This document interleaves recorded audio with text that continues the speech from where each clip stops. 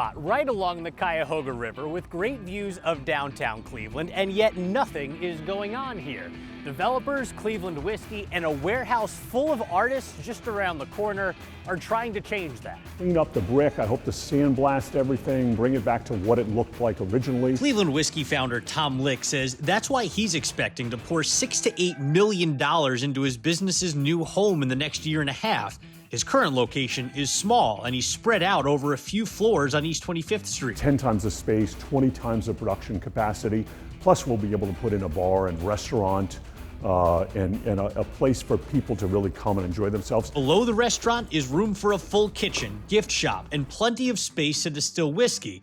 Up above, Tom says he envisions solar panels on the roof and a greenhouse using CO2 created during the distilling process. The plan is to grow vegetables and fruits and herbs that we will then serve in our kitchen. He's got a lot of space and what seems like a plan for it all. Somewhere in this space, I'm gonna have to fit in some offices for people. I'm not exactly sure where they're gonna go. But just outside the front door, the lots are vacant and the streets are empty. People will find us here even if we're the only one, but we will not be. We're trending towards kind of mixed use here. Rico Pietro and his partner Joel Shear own 7 acres, including the building Cleveland Whiskey is moving into. They're not deterred by how quiet the spot they're calling Flat South is right now, because they know what it once was. At one time there were 200-300 of these properties sitting down here in the Industrial Valley. They're not here anymore.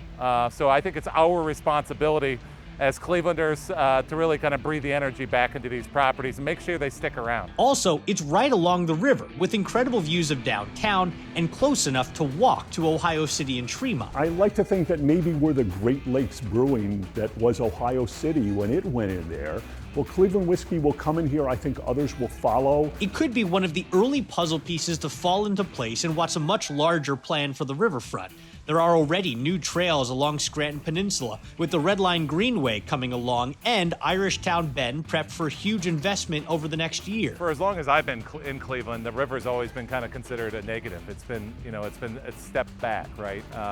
It's hard to get to, it's hard to access. You really have to come in at the mouth of Lake Erie to use it for boating.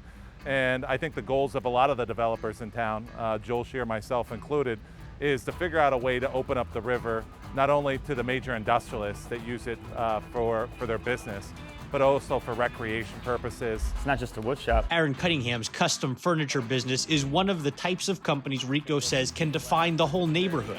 After his Major League Baseball career ended, Aaron turned to woodwork and welding. So I want the whole building to have this vibe. His building is also a home for other creative companies with an event space, waiting to be a place for businesses to grow and people to spend their time. So my wife and kids come to work a lot, and so they can just come in here and hang out, and then I can just close the door, and my son can sit here and watch me through the glass. The appeal to building up the space is clear. You got Progressive Field, and you got a Rocket Mortgage now, and then the casino and the view, and then at night how this bridge lights up. Aaron's just hoping his fellow makers can play a big role in it too. You get all these creative types together that are good at what they do, they can build some pretty incredible things, and the vibe you can create is really cool.